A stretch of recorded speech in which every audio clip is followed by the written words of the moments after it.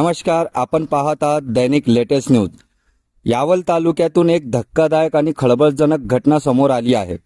सुरुवातीला अपघात म्हणून नोंदविण्यात आलेल्या एका तरुणाच्या मृत्यूमागे खुनाचा भयंकर सत्य दडलेला असल्याचे खुलासा यावल पोलिसांनी केला आहे। नेमकं काय घडलं पाहूया संपूर्ण अहवाल। यावल तालुक्यातील कोळ न्हावी ते डांबोर्णी रस्त्यावर बुधवारी मध्यरात्री 26 वर्षीय पवन रवींद्र सोळंके याचा मृत्यू झाला होता। सुरुवातीला हा मृत्यू अज्ञात वाहनाच्या धडकेत झाल्याचा दावा करण्यात आला होता। मृत पवनला 3 युवकांनी ग्रामीण रुग्णालयात आणून अपघात झाल्याची माहिती पोलिसांना दिली। मात्र घटनास्थळी पाहणी आणि तपासादरम्यान पोलिसांना अनेक बाबी संशयास्पद वाटल्या। त्यानंतर उपविभागीय पोलीस अधिकारी अनिल बळगुजर मार्गदर्शनाखाली यावल पोलिसांनी सखोल तपास सुरू केला। तपास समोर आलेल्या माहितीनुसार पवन साळुंके आणि संशयित तिघांना बुधवारी रात्री एका शेतात पार्टी केली होती। त्यानंतर ते किनगाव येथे गेले आणि मद्यपान केल्याचं समोर आले आहे। यानंतर किनगाव डांबोर्णी मार्गावरील 5-4वर त्यांच्यात वाद झाला। वाद विकोपाला गेल्यानंतर संशयितांनी पवनला मारहाण केली आणि त्याच्या डोक्यावर दगड टाकून हत्या केल्याचा आरोप आहे। हत्या केल्यानंतर संशयितांना अपघात झाल्याचा बनाव रचत मृतदेह रुग्णालयात नेला आणि पोलिसांची दिशाभूल करण्याचा प्रयत्न केला। मात्र पोलिसांच्या कसून तपासामुळे हा संपूर्ण कड उघडकीस आला। या प्रकरणात उमेश दिलीप परदेशी, चेतन मोतीराम कोडी आणि लोकेश दिवाकर महाजन या तिघांविरुद्ध यावल पोलीस ठाण्यात खुनाचा गुन्हा दाखल करण्यात आला आहे। फोरेन्सिक पथकाने घटनास्थळी सखोल पंचनामा केला असून पुढील तपास सहाय्यक पोलीस निरीक्षक अजय कुमार वाडवे आणि हवालदार वासुदेव मराठे करीत आहेत। अपघात बनवा करून खुनाचे सत्य लपवण्याचा प्रयत्न करण्यात आला। मात्र यावल पोलिसांच्या सतर्क तपासामुळे संपूर्ण प्रकरणाचा पर्दाफाश झाला। या घटनेबाबत आपले मत काय आहे कमेंटमध्ये नक्की सांगा। अशा ताज्या, विश्वासार्ह आणि वेगवान बातम्यांसाठी आमच्या चॅनलला सबस्क्राईब करा, व्हिडिओला लाईक करा आणि शेअर करायला विसरू नका। मी हबीब चव्हाण, दैनिक लेटेस्ट न्यूज। 18 तारखेला रात्री 2 वाजेच्या सुमारास उमेश दिलीप परदेशी जे की व्यवसायाने डांबोर्णी गावात म्हणजे तोंडावी गावात राहतात आणि व्यवसायाने ते होमगार्ड देखील आहेत, त्यांनी तक्रार दिली की ते लाल हॉटेलमधून जेवण करून त्याच्या मित्रासोबत जात असताना तिथं डांबोर्णी शिवारात पाटाच्या पुलावर अपघात झाला आणि त्या अपघातात त्यांचा मित्र पवन रवींद्र सोळंके हा वारला। अशा पद्धतीने तक्रार दिली आणि आपण ते अपघाताबद्दल गुन्हा दाखल करण्यात आला।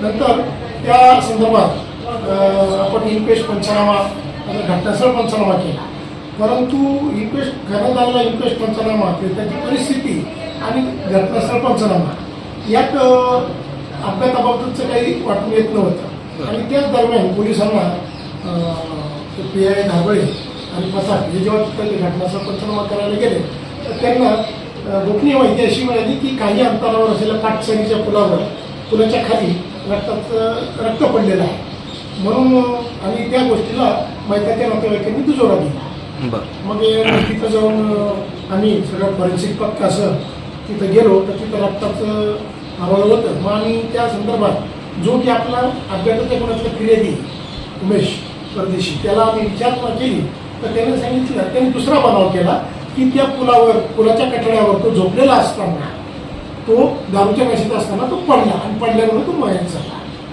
परंतु तो पडल्याने त्याला जखमा होऊ शकतात का या संदर्भात प्रत्यक्ष परिस्थिती मात्र वेगळी जाणवत होती, त्याला लागलेल्या जखमा तशा वाटून येत नव्हत्या।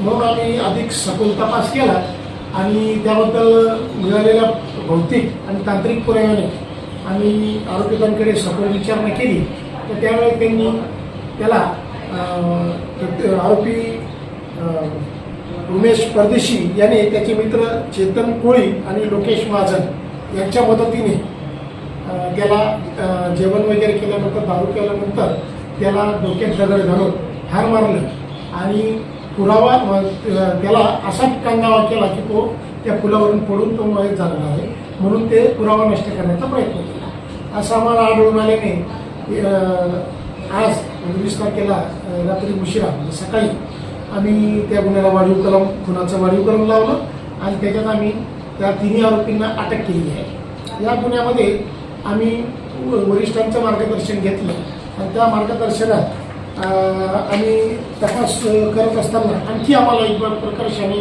लक्षात आली की याच्यात आणखी त्यांनी कट वगैरे असला असण्याची शक्यता आहे. म्हणून अधिक तपास आम्ही वरिष्ठांच्या मार्गदर्शनात करीत आहोत. या संदर्भात आम्हाला माननीय पोलीस अधीक्षक श्रीकांत दिवळे साहेब तसंच अपर पोलीस अधीक्षक संदीप गावित साहेब यांचं आम्हाला एक अनमोल मार्गदर्शन मिळालं आणि त्या अनुषंगाने एक अपघाताचा बनाव करून अपघाताचा गुन्हा झाल्याचं फिर्याद देऊन त्यातील फिर्यादीच हा मारेकरी निघाल्याचं यावल पोलिसांनी पूर्व विभागाच्या यावल पोलीस स्टेशनमधील अधिकारी अंमलदारांनी PI दारवडे PI वाढवे नंतर पोलीस हवालदार बेलदार पोलीस हवालदार मराठे आणि पथक यांनी त्या गुन्ह्याचा उलगडा केला आणि एक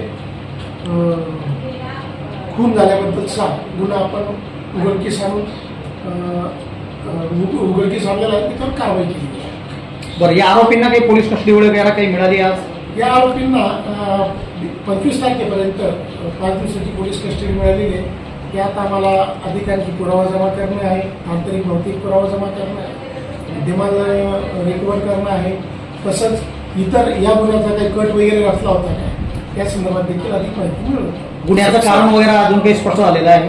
गुन्ह्याचं कारण तसं स्पष्ट झाल्यासारखं आहे, परंतु एक पुराव्याच्या अनुषंगाने ते आता उघड करणं थोडंसं योग्य होणार नाही. परंतु पोलीस निष्कर्ष आपण पोहोचलेला आहे.